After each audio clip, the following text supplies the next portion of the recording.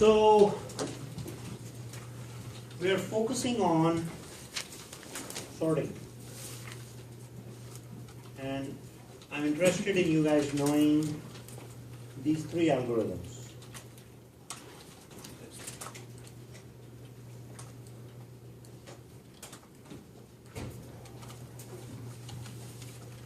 Insertion sort, bubble sort, and selection sort. Out of the three, the easiest to understand is insertion, because it's like sorting a stack of paper. But this is the hardest to code because of all the elements that go in for all the elements that go into the algorithm.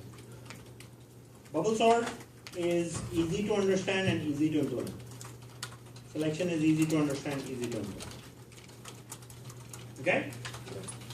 Let's get started.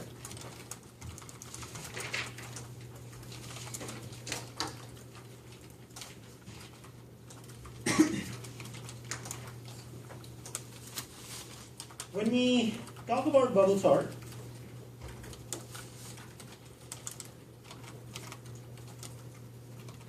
we are going to assume in all of these discussions we're going to be sorting in ascending order. So we're going to also assume that we're going to start with right or left side, but I'll declare that ahead of time for each algorithm. For bubble sort, we're going to start with the right side of the array. So starting with right side of the array,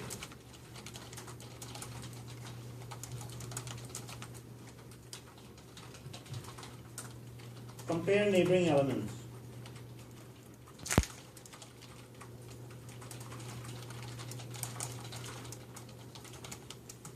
And if those are out of order,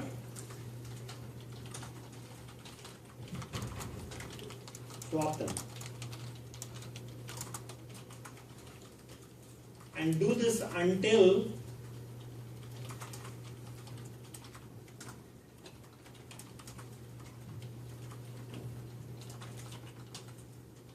array is sorted.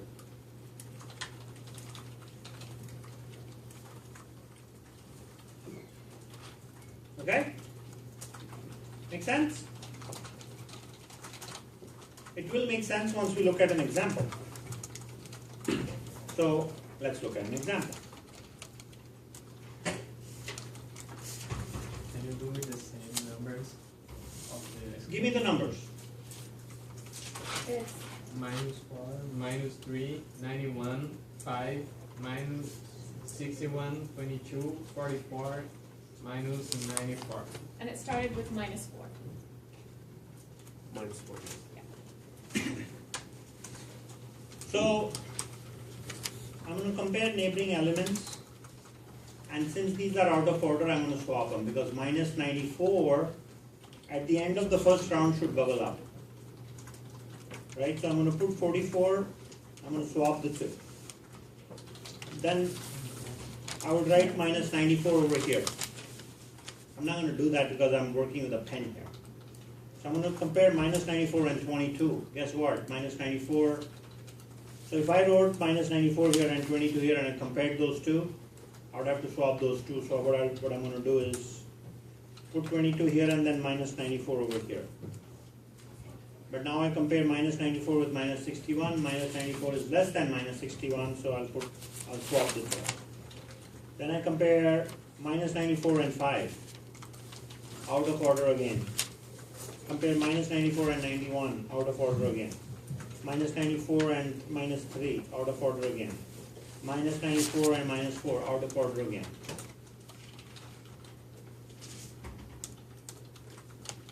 -94 bubbles up at the end of first round. You are comparing neighboring elements. If they are out of order, you swap them. At the end of the first round, you can say you have at least one element in the sorted part of the array. Because the lightest element or the smallest element, assuming that we are applying bubble sort. In ascending order, things are bubbled up. So now we're going to start with the right side again. And you can very well see that the lightest element is minus 61.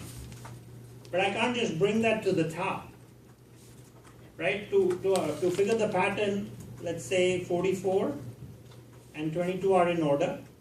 22 and minus 61 are in order. Right?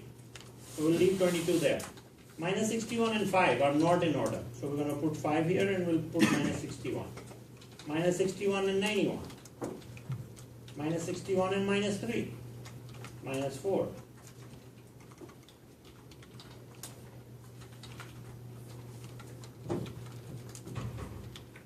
Minus 61. Minus 94. Now I have two elements that are sorted. Then we start with the right side of the array. We go 44 and 22. They are in order. 5 and 91. Not in order, right? So we swap them. 5 and minus 3. In order. Minus 3 and minus 4.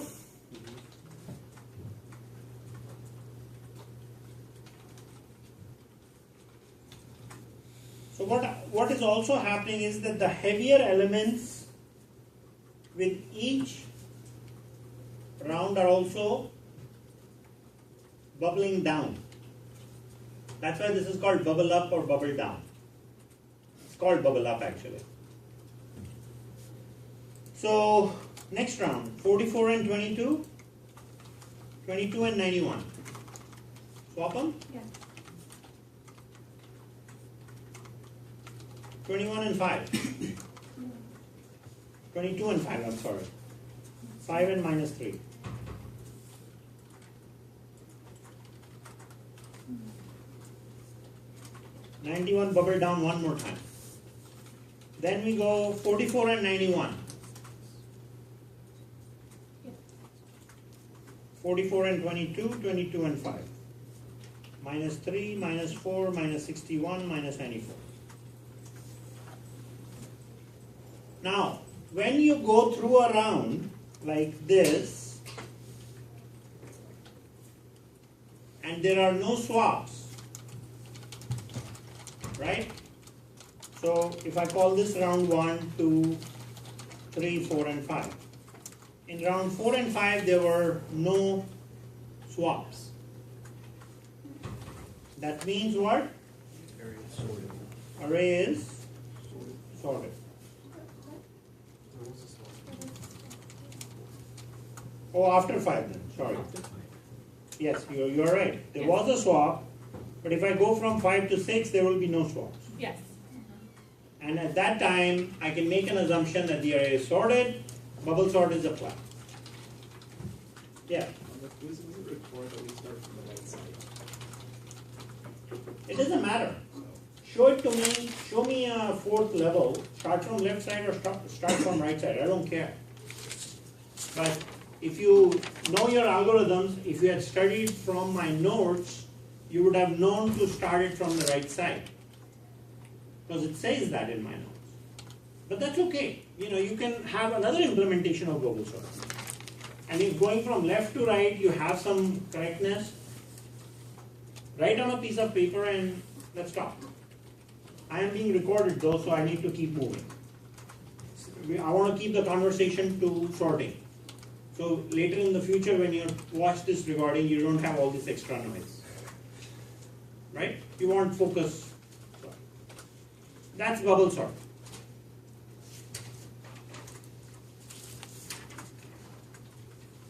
Selection sort.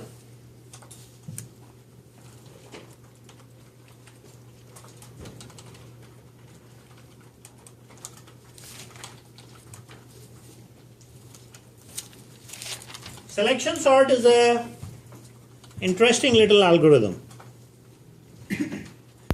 You look at the entire array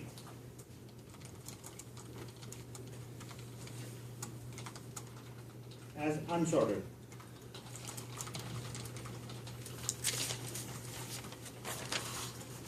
And then you find, assuming ascending, right? We take the smallest element in the array. So I guess I should say find smallest element in the array and swap it with the beginning of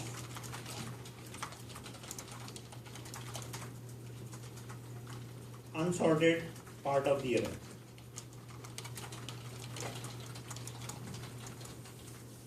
And do this until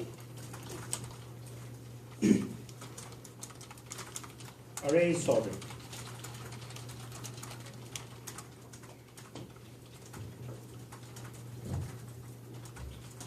So all these words will have a meaning with an example, as always, right?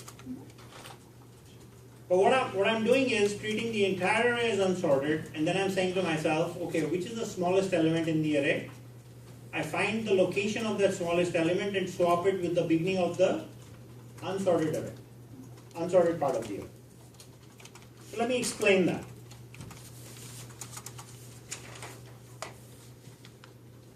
Same numbers? Yeah.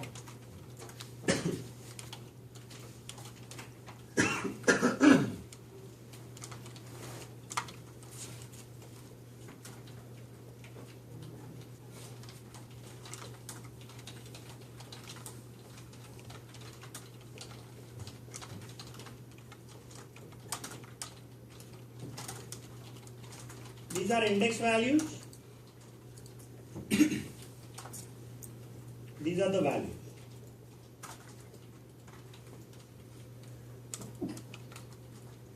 So, in the first cut, I'm going to treat the entire array as unsorted. And I want to say I want to find the smallest location, right? So I'll declare some variables here called small, and I'll also declare a variable called wall. Wall is 0 right now. When wall is 0, it means the entire array is unsorted. When wall becomes 1, that means one element in sorted array, rest is unsorted. And the location of the smallest. So we all know how to find the location of the smallest value by writing a simple function. So we will say that location 7. So what we're going to do is swap these two locations, 0 and 7, and copy the rest of the array down. We're done with the run. So I'm gonna put minus 94 here, and I'm gonna put minus 4 here, and I'm gonna bring down the rest of the array. I'm done with round 1.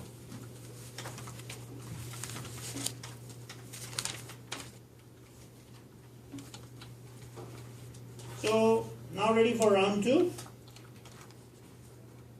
Wall will be 1, which means this part of the array is sorted, the rest is unsorted. The location of the smallest element is 4. See that? We swap 1 and 4. So 1 is here. So 4 is minus 61 and 4 is minus 3. I copy the rest of it down.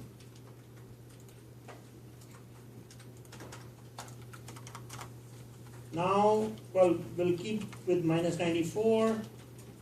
The wall is 2 in round 3. So there are 2 elements in the sorted part of the array. Are we doing alright? So now we find the location of the smallest element. That is 7. So we swap 2 and 7. So we bring minus 4 here. We bring 91 here. Did I do that okay? And I copy the rest of the things down.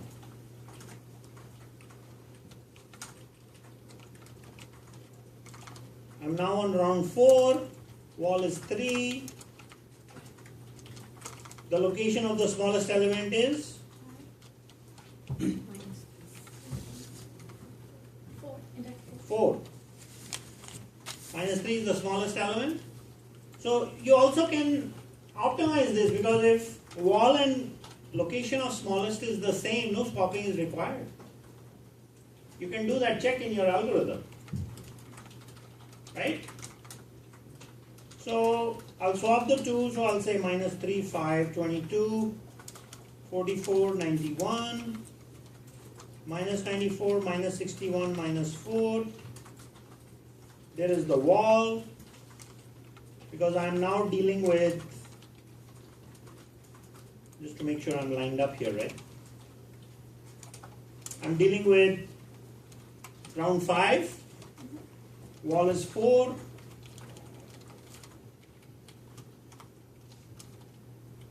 and location of the smallest element is? 0.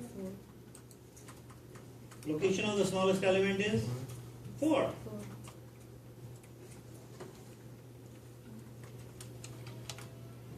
Right? So I say no swap required.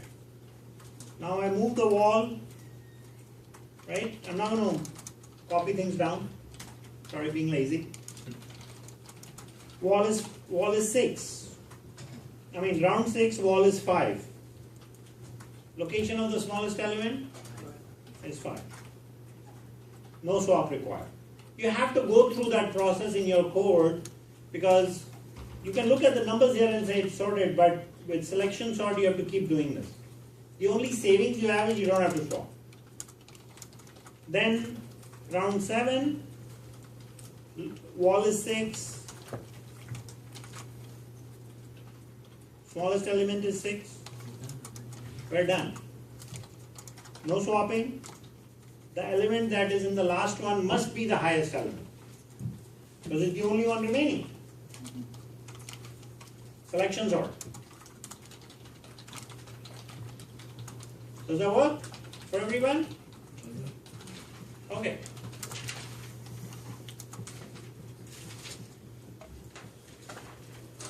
And then our favorite algorithm,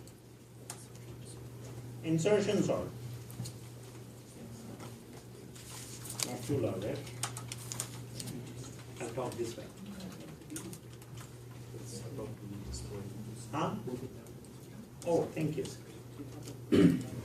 Insertion sort. So we assume one element in sorted array, and which is the 0th element.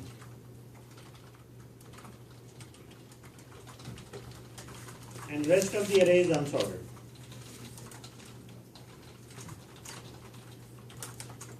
Then what happens? We take the first element from unsorted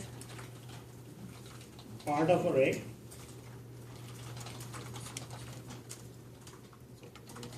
and insert it in correct position in sorted part of the array.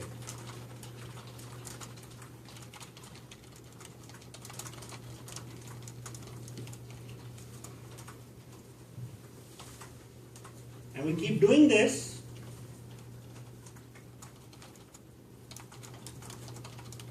entire unsorted array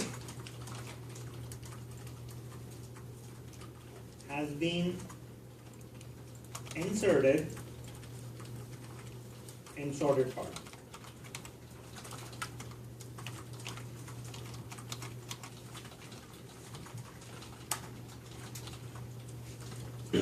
Think over this for a moment.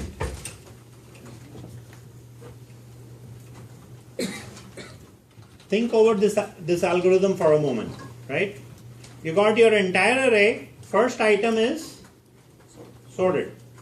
Whatever value it is, it's 1, it's sorted. The rest of it is unsorted. We take the first element of the unsorted and start find where it should go. It's like sorting a stack of papers, really, if you think about it.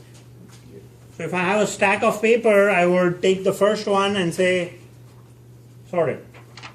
First page, should it go above or below?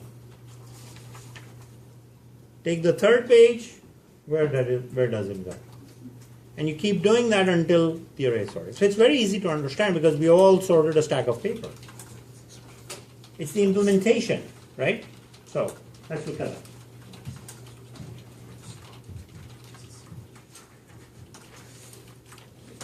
So I was told to use the same numbers. You want these numbers for the final too, right?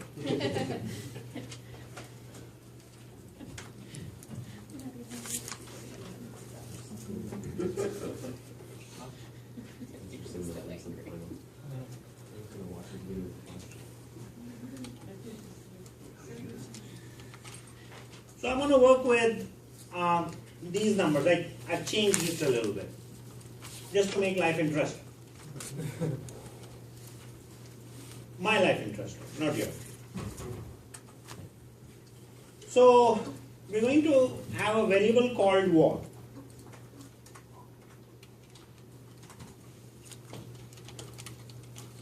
Right? And wall is 1.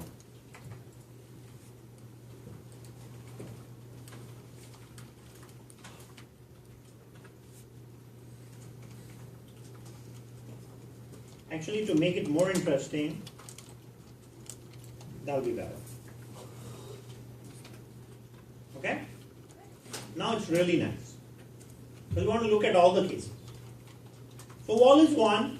That means this part of the array is unsorted. Oh, I'm sorry. Just checking to see if you are awake. And this part, the rest of the array is unsorted.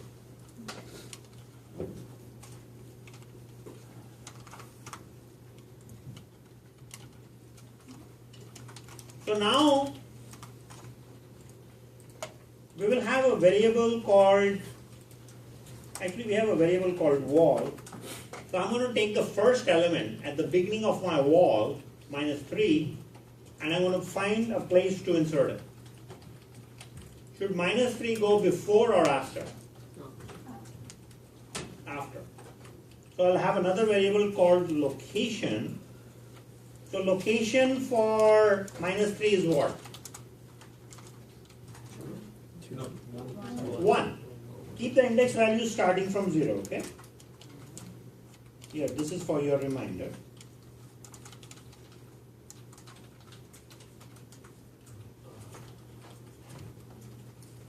So location is 1. Do I need to do anything? It's at the same place, right? So no movement required. Okay, so we have -94, -3, 91, 5. This is insertion.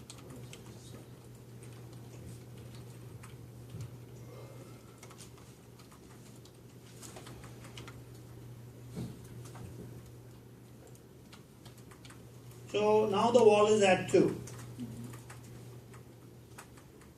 Location now is? 2. Location is 2 because 91 will go after -3. Right? So life is boring so far. There's no movement.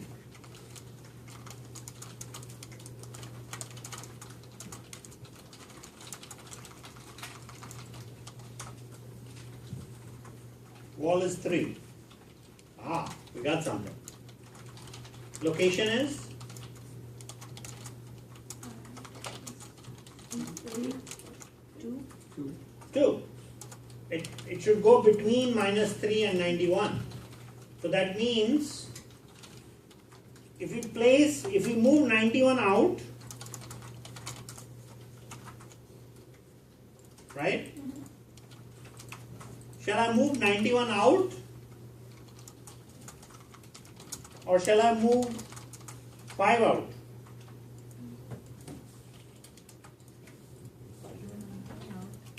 Shall I move 5 out first, or shall I move 91 out? This is a decision in an algorithm you need to make, because you see, you have to keep in mind, right now we are saying location is 2. But what if the value was, if the location was 1? You see, in that circumstance, we would have to move 2 variables out. So I'm not interested in moving 2 variables out. What I would instead do is, I will take whatever is at the location of wall, move that into a temp variable. So I have a variable called temp. I'll put that in the bottom here. And that my temp is 5. So that what happens now is, I can override this memory location, I can move 91 over. And I can take the value of temp, which is 5, and bring it here. Right?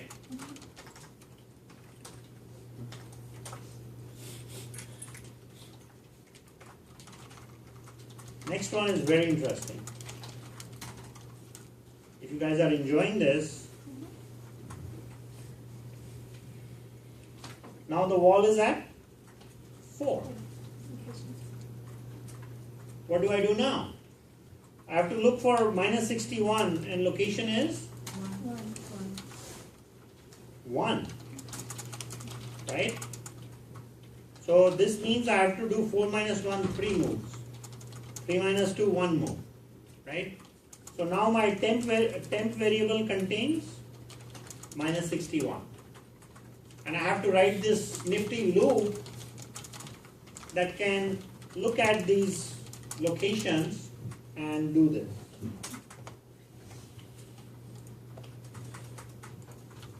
So then I have 91, 5, minus 3, minus 94, and I bring this guy back. And then I copy the rest down.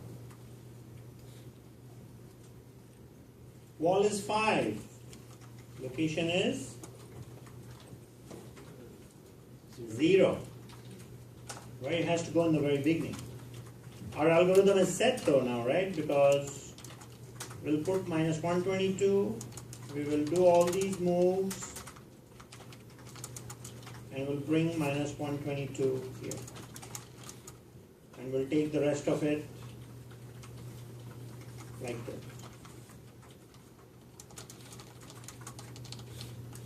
Wall is now 6. Location is? We don't have to do as much work now, right? Location is 5, so we put 91 here. We push this guy over. We bring minus, oh no, temp is 44 now, right? We bring 44 here, and rest of it is still the same. Wall now is 7. I'm out of room here, sorry. When wall is 7, location is 3. So we have 4 moves, right? So we take this guy and put this into the temp variable. And we move over. Enough moves? Or one more? One more. And then we bring minus 4 here. Minus 3, 5, 44, 91. And then the rest of the values are in the middle. How to array sorted. It's a very laborious task. As you can see, all the movement that happens. Now, if you can take these algorithms and maybe find some time to code it yourself without any help, that'll be the best thing, I think, for you guys to try out as preparation for your final. I do have some pseudocode on the website that you can use for help, but use that for help after spending about 30 minutes on it. Take this on as an exercise. Daniel Yang's book also has 4 other algorithms that you can learn for the real world. So, highly recommend it. So that was my story on algorithm. Right?